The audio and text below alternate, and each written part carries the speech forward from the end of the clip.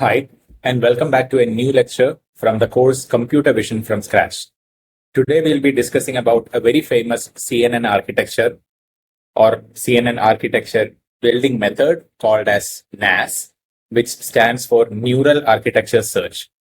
So this was a revolutionary idea introduced by Google, and the idea was that you allow a neural network to design itself.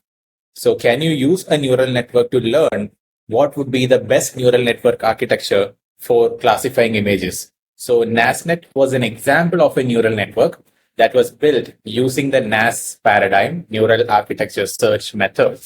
And this NASNet we'll be implementing today for our 5 flowers dataset. But before that, we will also discuss about the idea of NAS and how Google implemented NAS and what it accomplished compared to many other architectures that we have been looking at so far in this course. So with that, let's get into the lecture. So if we rewind a little bit back to 2012, let's just try to recap what all were happening in the deep learning scene. AlexNet won the ImageNet competition. This was in 2012 ImageNet competition, and it was a revolution in deep learning, as we discussed in the course several times. And it showed for the first time to the world that deep neural networks can learn features in the images really, really well. And after that, in the years following, till 2017, VGG came, Inception, which was also from Google, called as Google Net came. There was ResNet, specifically ResNet 50 we have implemented in this course. That came out. So all these different architectures were introduced with various advantages. And this was all done by humans, handcrafted neural networks. So that was the catch. The architectures which we discussed, like in one of the previous lectures, we were saying, how come people even came up with this, how can people come up with this kind of an idea? So one of the things that I have always wondered is, how did deep learning researchers come up with these clever innovations? Because VGG had just one thing, 3x3 convolutions, repeated for many depths. In Inception, they had Inception module, and that module was repeated many times. In ResNet, they solved the problem of vanishing gradients. So some of them sounds intuitive in retrospect, but some of them feel like people came up with it with a lot of trial and error, with a lot of intuition, and of course, with a lot of experience and ingenuity. But at the end of the day, all these were handcrafted neural networks. So just like what we are discussing right now, maybe people at Google also thought, okay, why should we handcraft neural networks? Why not design an algorithm which can design a neural network architecture, right? So that is what NASNet was about. So Google Brain is a team within Google. In 2017, a team from Google Brain led by Barrett Soff, and the last author of the paper, I guess the corresponding author was Kwok Lee. Their question was, can we use a neural network to design another neural network? And in the paper that they published in 2017, they showed this idea of using RNNs, like recurrent neural networks, for building the blocks needed for building another CNN. So this was the birth of NASNet, Neural Architecture Search Network. NASNet, of course, identifying a neural network architecture through computation is very costly. That we will discuss in the rest of the lecture today. But what we can do in today's lecture is we will implement an already pre-trained NASNet, specifically NASNet large. So it's a specific CNN architecture. We will implement that for the 5 flowers dataset, and we'll compare the training and validation accuracy that we get today against all the architectures that we have tried so far in the course. NASNet is very popular. I have seen people use NASNet once in a while, probably not as frequently as, let's say, ResNet or VGG, but the idea behind NASNet is very good. So, but to implement the building of a CNN using an algorithm like by running a recurrent neural network, it's very computationally expensive. So obviously today we won't be running the neural architecture search algorithm. That is out of scope of this course. It's very expensive. It required, if I'm not wrong, 500 GPUs running for 4 days for Google to come up with the architecture that they proposed. in 2017. It was a very successful architecture, but very expensive for people like us to run and come up with. But what we will do is we'll implement that architecture and we'll see what kind of results we get. All right. So that's the idea behind neural architecture search. Now, before we get into the lecture, let's do a quick recap. I'm doing this recap lecture after lecture so that all of us can be on track of how exactly is this course progressing, where exactly are we headed. And this recap will also help you put the different neural network architectures that you have learned so far in this course into clearly classifiable buckets. So that's the reason why I'm doing this recap. So we started by looking at the 5 flowers dataset: daisy, dandelion, roses, sunflowers, and tulips. We thought, okay, this is a 5-class classification problem, and we have to start with the simplest model. So we started with a linear model, not a neural network, just something that converts the 3 RGB channel image into a flattened layer. And there was a fully connected set of connections going into a 5-node output layer. And then there was no activation function till here, but at the end, there was a softmax activation. Mainly not as an activation function, but as a way to convert the output into probability distribution. The accuracy we obtained was 40 to 45% for training, 35-40% for validation. Loss was 10 to 20. Then we decided, okay, we need deeper neural network to learn complex patterns in the dataset. So we added one hidden layer with 128 nodes. So this is technically not a deep neural network. It's a shallow neural network. And there was ReLU activation function, rectified linear unit. And this architecture again gave us 40-45% accuracy, not much improvement from the previous architecture, but loss decreased by an order of magnitude. And this, as we discussed in the previous lecture, it's because the predictions became more confident, although the number of predictions that were correct did not increase. So loss decreased, but accuracy remained the same. Then we thought, okay, there is a bit of overfitting happening because as epochs increased, training accuracy was increasing, validation accuracy was decreasing. So we implemented regularization, batch normalization, dropout, early stopping. And this improved the validation accuracy to 50-60%. And we even got 70-75% training accuracy in some cases. So we were a little bit happy with this, but not fully happy. That is the point when we decided to switch to transfer learning. So until this point, we were using TensorFlow Keras, but then we decided to switch to PyTorch because most of the pre-trained neural networks that we use in transfer learning are available in PyTorch. So from this point onwards, we switched to PyTorch. So in the first transfer learning example that we worked with, we started with ResNet 15, but we did not do really good hyperparameter tuning, but we managed to get 100% training accuracy, 80% validation accuracy. Not the best, but we were very happy because we got a direction that, okay, training a neural network from scratch is not the right thing to do. You use transfer learning. Then we decided to go sequentially from the year of AlexNet, 2012. So we started implementing AlexNet and we got 90-95% accuracy for validation and training for just 10 epochs. That was very good. Then we switched to VGG, specifically VGG 16, which was the runner-up in the ImageNet 2014 competition. For 50 epochs, we got 85% validation, 75% training. Surprising because training was accuracy was lesser. And this was because of under-training. VGG required a lot more extensive training. It had a huge number of parameters, 138 million parameters. Then we decided to go with a smaller model, GoogleNet Inception V1, which had Inception modules. So for 50 epochs, 87% validation, 86% training. And this was the Inception module, where in VGG, they simply use stacks of 3x3 convolutions. But in Inception, they cleverly use 1x1, 3x3, 5x5 convolutions. So it could learn multi-scale features. What do we mean by multi-scale features? Features that are local, which are captured using 1x1 convolution, and features that are a bit global, captured by 5x5 convolution, because 5x5 is looking at 25 pixels at once. This was also a modular architecture. So if I zoom out a little bit here, you can see that GoogleNet, SqueezeNet, ResNet, MobileNet, and DenseNet, all these 5 architectures that we have tried so far in the course are modular architectures. What do we mean by modular architecture?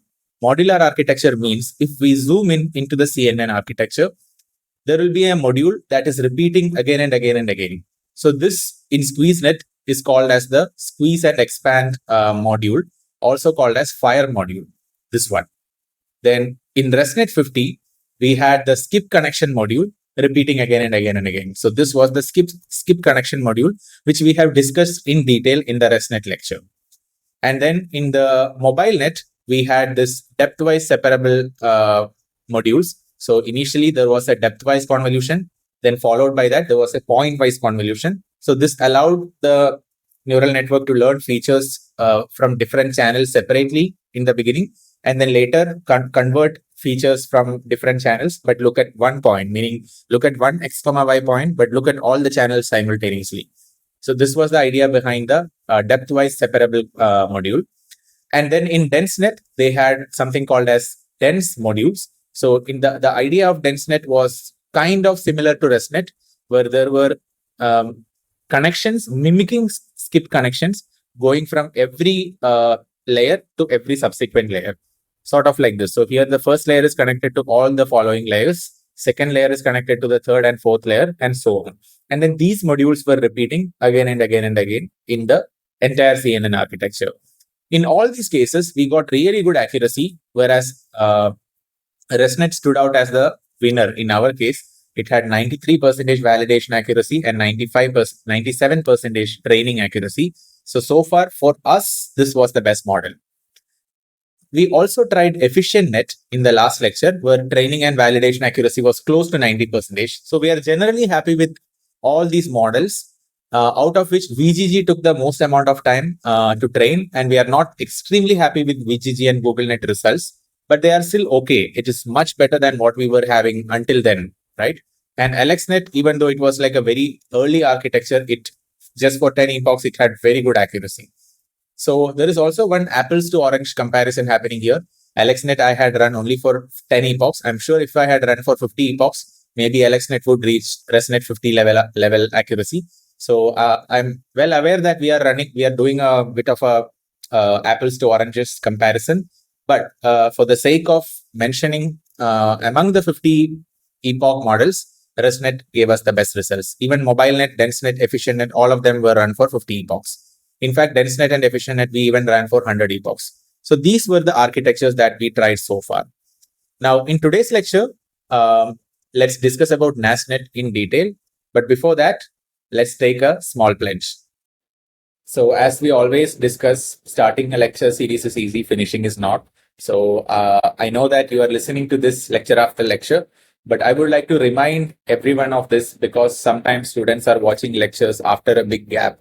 So I really want to remind everyone that there is a solid reason why we have started learning computer vision, and that reason has not changed, right? So if you have started this, remember that reason and continue finishing the lecture series. So let's take a pledge that we'll finish this because we have started this seriously. Now with that, let's move on to NASNet. So how exactly does NASNet work? So the idea at Google Brain was use a recurrent neural network to generate individual modules or individual cells for the neural network architecture. So neural network architecture can have many things, right? It can have convolution with a certain filter size. It can have max pooling operation with a certain pooling. It can have convolution filter with different stride. So there are many operations going on in a CNN. Now, if a recurrent neural network can generate one module of the CNN, and if it can be shown that this module can work really well, if this module was part of a CNN, then you can use that module to build a really, really strong, good convolutional neural network. So what they did was, whatever module was proposed by the recurrent neural network architecture, which will perform a search in a certain space. So this RNN will perform a space search for the ideal cells. And then using those cells, a CNN will be constructed. And then that CNN will be trained and evaluated on the CIFAR10 famous data set. And then the validation accuracy obtained by this architecture will be used as the reward for the controller. So almost like a reinforcement learning algorithm. So if the validation accuracy is really good, reward is good. Otherwise, it's like a punishment. So this allows the NAS neural architecture search framework to predict better and better architectures in the future rounds of training. So this paper currently has almost 8,000 citations. You can freely access the paper from Google Scholar. And it's a very famous paper. I have seen NASNet like architectures being implemented in various contexts. But also, please note, it's very slow. Like NASNet large is a very big neural network architecture. So executing that takes a lot of time. So that is the main caveat, unlike SqueezeNet, MobileNet, etc., that we have discussed so far in the course. So there is a interesting analogy that I read somewhere that NASNet is like asking a kid to build a castle using Lego pieces. So here the Lego pieces are the cells inside the CNN. And using these cells, can you construct a really good CNN? So like that, the analogy of that is using the Lego pieces, can you construct a really good castle? If the castle is really good, the kid gets a reward. Otherwise, they won't get the reward. Similarly here, if using the cells, a really good CNN is constructed, and if on the CIFAR 10 dataset, if the validation accuracy is really good, the reinforcement learning reward is good, otherwise reward is not good. And this process repeats until a really, really strong CNN architecture is developed. So this is just I know this is too qualitative and too naive of a way to think about NASNet as a whole, but sometimes after 5 years, maybe you won't remember what is NASNet, but you may remember these analogies, right? So I personally like using analogies because they help us remember things for a longer duration of time. So just take it or leave it, but I like it, the way it was written in one of the blog articles that I found. Now, coming back to building the NASNet. So how exactly does neural architecture search works? So there are 3 steps to neural architecture search. First is we use something called as a RNN controller, also recurrent neural network controller. So this is like an architecture generator. So if you are aware of this idea of generative adversarial networks, so GANs, in generative adversarial networks, the idea is you train a neural network to produce an image. And how does that work? There is a generator like this. It will generate a random image, and that random image will be fed into discriminator, which is also a neural network. So both of these are neural networks. Now the discriminator's job is to say whether this generated image is a fake image or not a fake image, meaning whether it belongs to its training dataset sample or not. If the neural network, if the discriminator can determine that this is not the right kind of image, then that loss is fed back into the generator to modify its weights and biases, which will prompt it to, which will enable it to make a slightly better image. And then this will be again fed into the discriminator. Then the loss of the discriminator decreases. And like that, at some point, the loss of the discriminator will become so low that it essentially says that this fake image is a real image. At that point, the generator succeeds. So here, to create a fake image, you are pitching a neural network against another neural network. You make a neural network, create a random fake image. You make another neural network, detect whether something is a fake image, and let them fight over each other so that both will become really good. So discriminator can become really good if it is part of the training. Generator can also become really good since its weights and biases are being updated. So in similar way, here the RNN controller can be thought of as a architecture generator. In the GAN, generative adversarial network, the generator was a neural network for creating an image. Here, RNN does not create an image. It generates one cell of the neural network architecture. Now, just think about what all types of elements there can be in a CNN module. There can be 3x3 convolutions. Sometimes there can be 1x1 convolutions, 5x5 convolutions, max pooling, identity connections, which are like connections that basically do nothing. And how to connect different, like if there is a 3x3 and 5x5 convolution in a module, how exactly are you going to connect those two? So basically what RNN generates is what I have mentioned earlier, a building blocks called cells. Now in the Lego example, individual Lego pieces were used for building the castle. So here cells is the equivalent of that individual Lego piece. Now, there is a problem which I discussed earlier, right? This process of identifying the good neural network architecture using neural architecture search is very expensive. Google had used 500 GPUs for 4 days. So, and thousands of architectures were evaluated on the CIFAR 10 dataset. But once this process is done, just like once you have GPT-4 architecture, it can be reused to infer from it many things. Similarly, once this process is done, this architecture can be reused in many, many ways. So obviously in today's lecture, we are not going to implement the process of NAS. That is out of scope. We will implement the NASNet architecture itself, the already trained one, all right? The pre-trained NASNet architecture. One more thing which I want to mention is today we won't be using PyTorch because the pre-trained ImageNet weights of NASNet is available. NASNet large architecture is available in Keras. So for today's lecture purpose, we'll be using Keras. Now, about these cells, there are two types of cells that RNN can generate. First type of cells is called normal cell.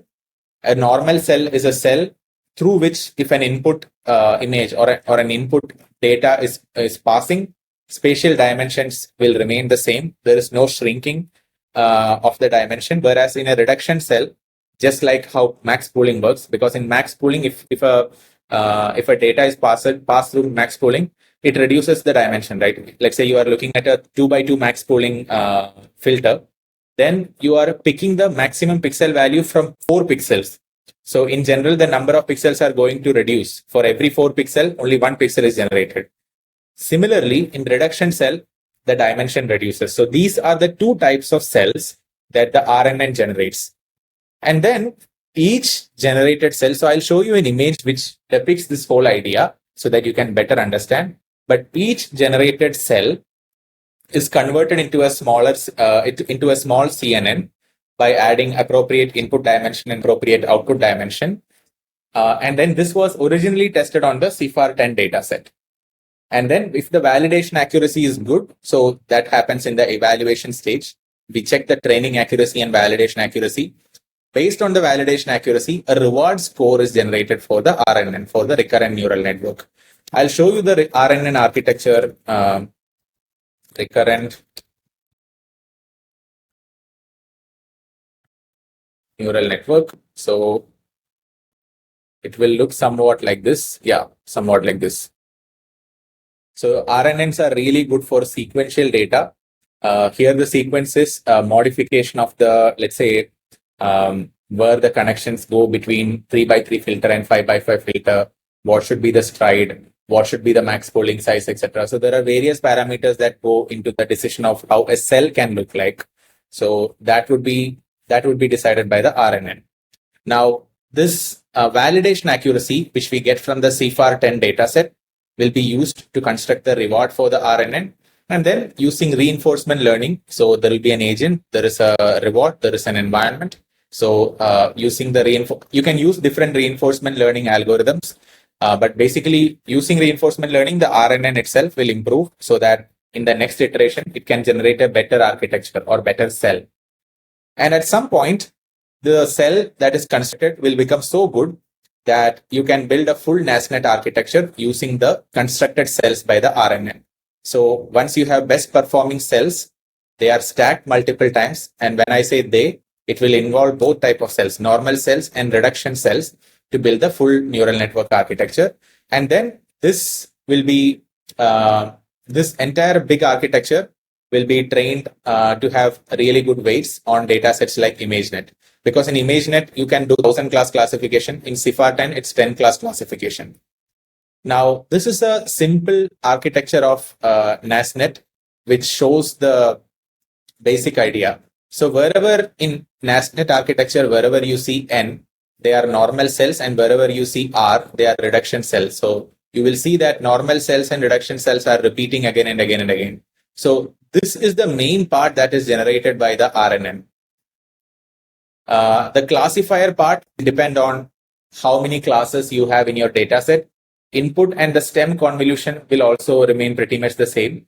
but RNN will dictate how this part of the architecture looks like. Obviously, it won't be like just three. So here I'm showing like normal cells, reduction cell, but there will be many number of these individual cells. And I'll also show you the total number of layers and total number of parameters in the NASNet large architecture. So a normal cell would look something like this. There will be 3x3 convolution. This identity is like a skip connection where a direct connection is going from here to here.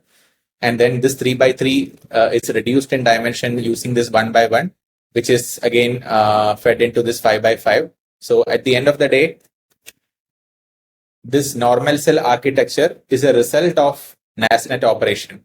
So I was also wondering how come such a relatively complex architecture being used in a normal cell?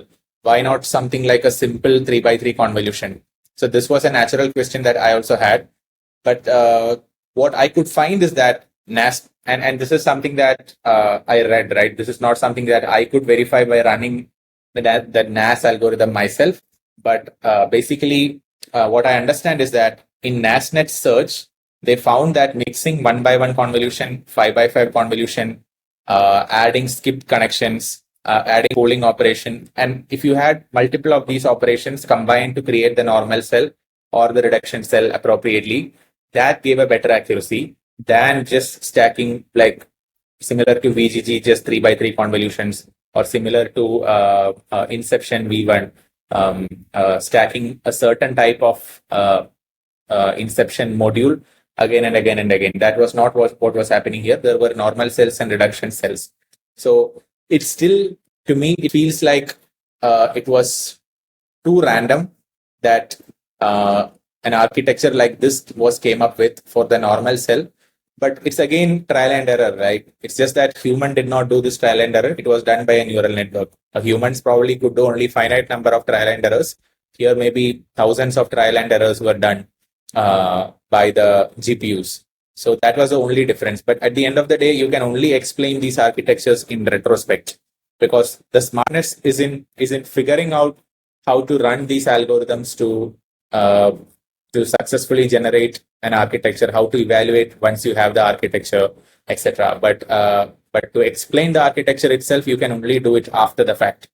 So that is one part that I find a little bit annoying about CNNs. Like the thinking from first principles is sometimes very hard. Maybe it's because I'm not a genius like the guys who develop these architectures, but it's one thing that I have noticed, like it's almost always easy to explain CNN architectures in retrospect, but it's very difficult to predict them ahead of time. But in any case, I'll also show you the NASNet large architecture that I'm using in today's lecture. So in NASNet large architecture, actually showing the normal cell and reduction cell. So reduction cell basically reduces the dimension. Normal cell keeps the dimension of the input data. But let me show you the total number of parameters of this NASNet large architecture, where we'll also compare it against the rest of the architectures that we have used in this course so far. So starting with AlexNet, 2012, University of Toronto, there were 60 million parameters. Size in megabytes was 240 MB. So if you look at the biggest architectures that we have used in this course so far, AlexNet is big, 240 MB. VGG is the biggest, 528 MB. NASNet is actually very big, 343 MB. And EfficientNet was also very big. In the last lecture, it took us quite some time to get the training of EfficientNet done. And if you look at which ones are modular, GoogleNet is modular. Inception modules were used. ResNet had skip connection modules. SqueezeNet had fire modules. MobileNet had depth-wise separable modules, right? But NASNet, I won't say it had a specific type of module. It is whatever is learned through the neural architecture search. So although, yes, there are normal cells and reduction cells, I wouldn't want to call NASNet a modular architecture. EfficientNet, it's like a derivative of NASNet. So EfficientNet also, I won't call like a strictly modular architecture. DenseNet had dense modules with skip-like connections, which I showed you at the beginning of this lecture. And if you look at the total number of parameters, these are the biggest ones. AlexNet had 60 million, VGG had 138 million. This was the biggest. And then NASNet. NASNet is huge, 88 million. And actually, while I'm recording this lecture, the code for training the 5 flowers dataset is still running. And just to finish 3 epochs, it has already taken more than 3 hours. So NASNet is really painful to train. And even the pre-trained one, it's very difficult, but the accuracy is kind of good, which I will show you soon. Now, what did these architectures win? AlexNet, obviously, it won the first prize in ImageNet competition. GoogleNet also won first place in the same year. VGG was second. ResNet won first place in 2015. Then the rest of the architectures, they are not known for its competition prizes, but they are known for its innovation in either either reducing the size or bringing some other innovation. So key innovation in AlexNet was introducing ReLU, dropout GPU training. The key innovation in the GoogleNet was Inception modules. Key innovation in VGG was stacking simple 3x3 convolutions. Key innovation in ResNet was skip connections or learning just the residuals. In the SqueezeNet, it was fire modules. Then in MobileNet, it was depth-wise separable convolutions. In NASNet, it is about neural architecture search, where you search for good cells which are making good predictions if it is constructed into a CNN on the CIFAR10 dataset. Then using those cells, reuse those cells to construct a big CNN and train that CNN on datasets like MobileNet. Then in EfficientNet, it was like a compound scaling where you scale the dimension of the input, you scale the width as well as the depth. So the compound scaling formula was the main innovation in the EfficientNet. And in DenseNet, it was about dense connectivity. You concatenate or you pass the values at every single layer into every single subsequent layer. So these were the innovations that we have discussed so far. It's very nice to see the innovations that we have discussed so far in this course through many lectures in just one table like this. It makes me feel very good. But let's discuss what we have done in our code. So these are the relevant parts of the code. So as I mentioned here, you will see TensorFlow Keras rather than PyTorch, because the pre-trained model for NASNet large is available in Keras rather than in PyTorch. So this is the architecture name, NASNet large. Then obviously we are using weights and biases. So this is the weights and biases project name. Number of epochs, I have denoted it 50 here, but I'm not going to show you the results for 50 epochs because it will take forever on my computer to run, right? So I'll show you the results I have after 3 epochs, or rather 2 epochs. Then learning rate 0.001. Input size is 331. This is the default size for NASNet large. But other than that, everything else remains the same. Then another part where there is a change is image size default. This is one change. I guess everything else remains the same. This in your code, you will not be using my path. You will be using the path that you have in your Google Drive. And here is another part where we have some changes. So we have base model as the NASNet large model. Weights, we are using ImageNet weights, right? And then we freeze all the layers except the last layers. And in the last layer, we add a 5-node classifier with softmax activation. So that is the main change. And then in the training part, we use Adam with learning rate of 0.003, categorical cross entropy loss. All these things are things that we have already discussed many times in this course. And yeah, that's pretty much it. Now I'll show you the results that I have so far. So far, meaning after two epochs. I think third epoch is just finished. So I already have 87% training accuracy and 85% validation accuracy for the 5 flowers dataset. Is this the best? No. Could this be better after 50 epochs? Obviously, I'm pretty sure that this may reach 94-95% accuracy, but I'm sure it will take me so much time to run that on my Google Colab notebook. So I won't be showing you the like even 10 epoch results or 50 epoch results, but once I finish running, I can update the results here in this notebook. But I'm already happy with this. The only painful thing is NASNet is so time consuming to train. So I doubt I'll ever use NASNet again for this kind of a data set. I am personally the most happy with ResNet 50. I'm very happy with AlexNet, although it's very simple. It gave us very good results. I'm also happy with models like MobileNet. The training time was very fast to run. So let me show you the full code. So here is my code running. One issue that I also have here is I've been able to use a TPU from Colab, but right now I think I'm stuck to running with just CPU. So that also is contributing to slow execution. But here you can see that 3.5 hours this has been executing. And one more thing, if you are kind of facing the issue of your computer logging off because of the screen inactivity, you can install this Chrome extension. So this is called as Keep Awake. So this is an extension on Chrome called as Keep Awake. So if you install that, so just this one. So this will keep your screen awake. So you can just run the code, because if the screen is sleeping, then your code execution will get interrupted on Google Colab. So just have this. This is useful for Colab running. But yeah, other than that, I hope you are kind of happy with the results a little bit. But I really recommend you to run this code for larger number of epochs, and preferably with GPU if you have access to it. You can have access to in the runtime. If you click runtime and change the runtime type, you can access the TPU, or you can access other GPUs. So just try with that. Maybe your code might execute faster. But see here, I am having 89% accuracy for training already. Validation is taken. So that brings us to the end of today's lecture. And I'm yet again very proud of all of you for following this lecture series so far.